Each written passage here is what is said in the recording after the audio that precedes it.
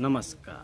आकाशवाणी डिमो सीमान्त आजको शुभ समाचार छ तपाईहरुको सामु ल्याएको छु। र डिमो नदीमा आगो लगेको कारणले गर्दाखेरि माछा जति सबै जोरमा उत्रेका छन् र कतिपय माछा चाहिँ घाइते भएर लडिरहेका छन् र ती माछाहरूलाई चाहिँ दुई माछालाई चाहिँ लगेर एडमिट गरिएको भन्ने प्राप्त भएको छ। र साथै आज ठिक 12:01 दोडा लामखुट्टेले 3 जना व्यक्तिलाई टोकेको कारणले गर्दाखेरि एउटाको चाहिँ खुट्टै खाइदिएको छ र अरु 2 जनाको चाहिँ हातै छैन भन्ने प्राप्त भएको छ। र ती व्यक्तिहरूलाई चाहिँ पुरा घाइते अवस्थामा मेडिकल लागि एडमिट गरिएको भन्ने सूचना पाइएको छ।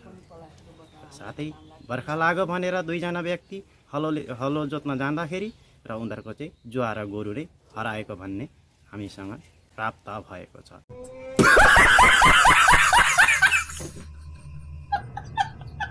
धन्यवाद। आजको शुभ समाचार यतिमै मध्यम।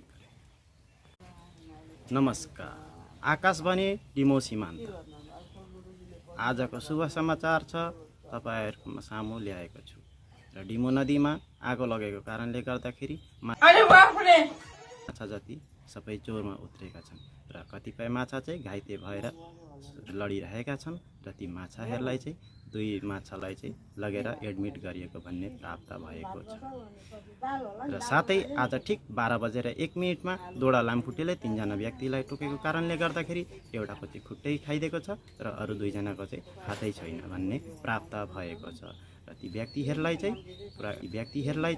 पुरा घाइते अवस्थामा मेडिकल लागि एडमिट गरिएको भन्ने सूचना पाइएको छ। साथै बर्खा लाग्यो भनेर 2 जना व्यक्ति हलो जोत्न जाँदाखेरि र उनीहरुको चाहिँ जुवा र गोरुले हराएको भन्ने हामीसँग प्राप्त भएको छ।